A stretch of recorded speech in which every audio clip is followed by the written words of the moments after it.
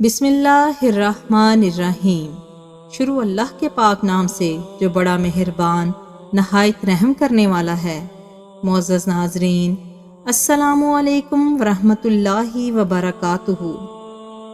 شہادت امام حسین اصل میں مرگ یزید ہے۔ شہادت امام حسین اصل میں مرگ یزید ہے۔ اسلام زندہ ہوتا ہے ہر کربلا کے بعد۔ اللہ کے رسول حضرت محمد مصطفیٰ صلی اللہ علیہ وآلہ وسلم بار بار امام حسین کو بلند کر کے دنیا کو یہ بتاتے تھے کہ یہ حسین مجھ سے ہے اور میں اس حسین سے۔ اے لوگو، اگر اس حسین پہ کوئی مشکل وقت آ جائے اور یہ تم سے مدد طلب کرے تو اس کا ساتھ دینا، کیونکہ یہ جنت کے جوانوں کا سردار ہے، میرا خون ہے، میری اولاد ہے۔ لیکن افسوس، ابھی رسول اللہ کی رحلت کو تھوڑا ہی وقت گزرا تھا کہ کربلا کے میدان میں ایک طرف ہزاروں کا مجمع تھا تو دوسری طرف وہ حسین جس کو اللہ کے رسول اپنے کندھوں پہ سوار کرتے تھے۔ امام حسین علیہ السلام اپنے نانا کی امت سے بار بار کہتے رہے کہ کیوں میرا رستہ روکا ہے؟ اے لوگو، پہچانو، میں تمہارے نبی کا نواسا ہوں۔ کیوں 3 دن سے میرے بچوں کو پیاسا رکھا ہے؟ کیوں میرے عزیز و اقارب کو شہید کیا ہے؟ بتاؤ، کیا میں نے رسول اللہ کی شریعت میں ترامیم کی ہے؟ کسی انسان کا حق کھایا ہے؟ کسی انسان پہ ظلم کیا ہے؟ اتنے میں فوج یزید ایک آواز میں کہنے لگی، اے حسین، ہم صرف تجھے تیرے بابا علی کے بغض میں قتل کر رہے ہیں تاکہ یزید ہماری جولیاں دولت سے بھر دے۔ امام حسین نے فرمایا، اے لوگو، آج جس اسلام کا علم تمہارے ہاتھوں میں بلند ہے، یہ علم میرے بابا علی نے بلند کیا۔ مت بھولنا، خیبر و خندق میں اگر علی نہ ہوتے تو اسلام کی فتح ناممکن تھی۔ وہ علی جس نے پوری زندگی اسلام کی تبلیغ کی، حق کو بلند کیا، رسول اللہ کی حفاظت کی، آج اس علی کو یہ اجر دے رہے ہو۔ اے لوگو، بتاؤ، اللہ کے رسول نے بار بار میرے بابا علی کا ہاتھ بلند کر کے فرمایا تھا کہ جہاں حق ہوگا وہاں علی ہوگا، جہاں علی ہوگا وہاں حق ہوگا، اور آج اس علی اور اولاد رسول کو یہ اجر دے رہے ہو۔ اتنے میں یزید کی فوج کے سپہ سالاروں نے دیکھا کہ کہیں فوج میں بغاوت نہ ہو جائے۔ کہا، اے شمر، کیا دیکھ رہے ہو؟ حملہ کرو۔ پس ہزاروں کی فوج نے جب رسول اللہ کے نواسے پہ حملہ کیا، امام حسین علیہ السلام نے اللہ کا نام لیا اور ذوالفقار کو نیام سے نکالا۔ تاریخ گواہ ہے، ایک طرف ہزاروں کا مجمع اور ایک طرف 3 دن کا بھوکا پیاسا حسین ابن علی۔ زمین پہ اس طرح کی جنگ پہلے کبھی نہیں دیکھی تھی کہ ایک تنہا انسان ہزاروں کے مجمع کو اس طرح سے فنار کر رہا ہے کہ فوج یزید واپس پلٹ کے بھاگنے لگی۔ امام حسین فوج یزید سے مخاطب ہو کے فرماتے ہیں، آؤ، 3 دن کے بھوکے کی جنگ دیکھو، 3 دن کے پیاسے کی جنگ دیکھو، رسول کے اس نواسے کی جنگ دیکھو، اس کی جنگ دیکھو جس کا جوان بھائی مارا گیا، جس کی جوان بیٹی کو نظروں کے سامنے قتل کیا گیا، جس نے اپنے ہی ہاتھوں سے اپنے بچے کی قبر بنائی۔ امام حسین شیر کی طرح فوج یزید سے لڑ رہے ہیں۔ اتنے میں غیب سے آواز آتی ہے، حسین، تیرا اللہ تجھ سے راضی ہوا۔ بس اس صدا کا سننا تھا کہ امام حسین نے اپنی ذوالفقار کو تھام لیا۔ اتنے میں عمر بن سعد کہتا ہے، شمر، کیا دیکھ رہے ہو؟ یہ علی کا شیر ہے، اس کو مات دینا ناممکن ہے، جاؤ خیموں کو آگ لگا دو۔ بس کچھ ظالموں نے بیبیوں کے خیموں کو آگ لگا دی اور کچھ امام حسین کو دور سے تیر مارنے لگے۔ امام حسین کبھی بیبیوں کے خیموں کی طرف بڑھتے ہیں، کبھی فوج کی طرف جاتے ہیں۔ عمر بن سعد اور شمر نے فوج کو 4 حصوں میں تقسیم کر دیا اور یہ کہا کہ کوئی بھی حسین کے قریب نہ جائے، جس کے پاس جو چیز ہے وہ دور سے حسین کو مارے۔ جس کے پاس نیزہ تھا اس نے نیزہ مارا، جس کے پاس تیر تھے وہ تیر مارتا رہا، جس کے پاس برچھیاں تھیں وہ برچھیاں مارنے لگا۔ تاریخ نے لکھا جس کے پاس مارنے کے لیے کچھ نہ تھا وہ کربلا کی گرم زمین سے مٹی اٹھا کے امام حسین کی طرف پھینکتا رہا۔ امام حسین کے جسم مبارک پہ ہزاروں زخم لگتے رہے۔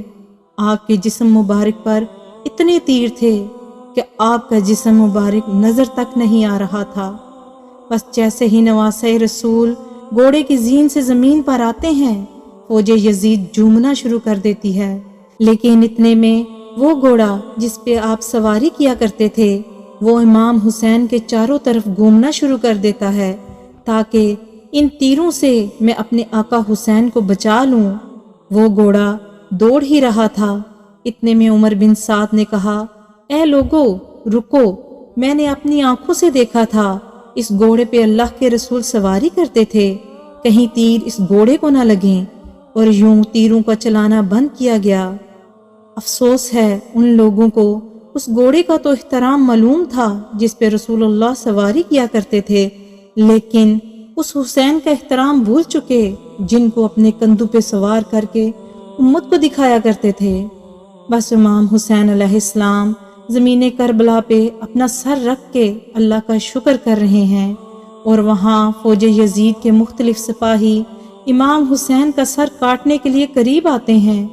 جو بھی قریب آ کے امام حسین کے سر کو دیکھے تو اسے امام حسین کے چہرے میں رسول اللہ کا چہرہ نظر آئے اور وہ چیخ کے دور چلا جائے۔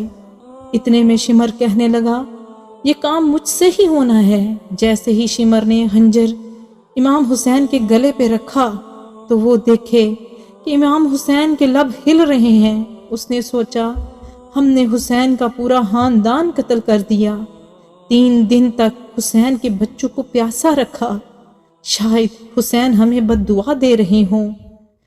سننے کے لیے کان قریب کیے تو کیا سنیں کہ امام حسین علیہ السلام اللہ کے دربار میں اللہ کی نعمتوں کا شکر ادا کر رہے ہیں کہ اللہ تیرا شکر ہے کہ اس عظیم امتحان کے لیے تو نے اس حسین کو چنا۔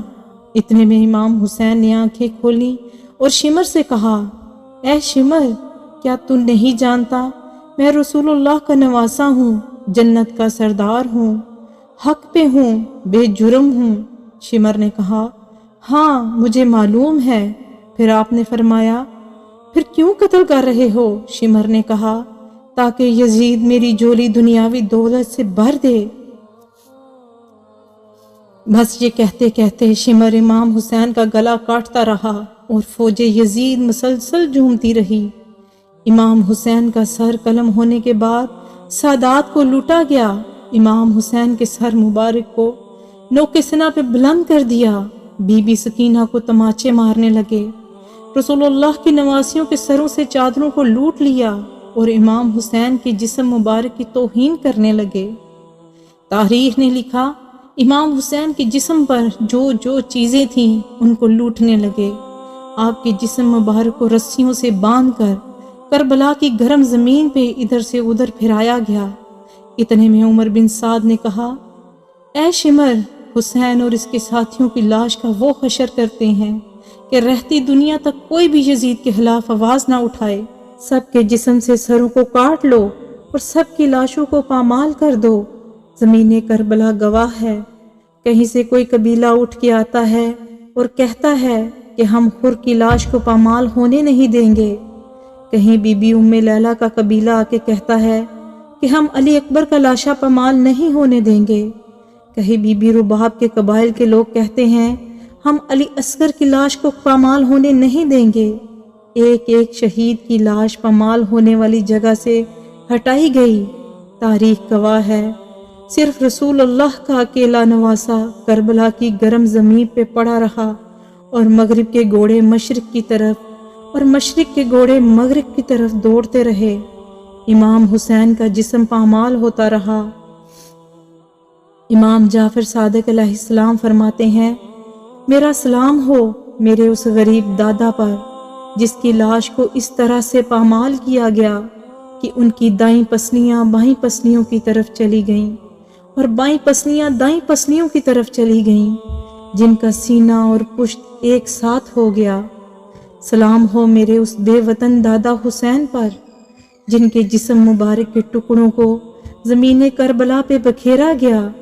حضرت امام حسین علیہ السلام نے حق پر ثابت قدم رہتے ہوئے کس طرح فسق و فجور کا مقابلہ کیا اور آنے والی نسلوں کے لیے عزم و ہمت کی بے نظیر مثال قائم کر دی۔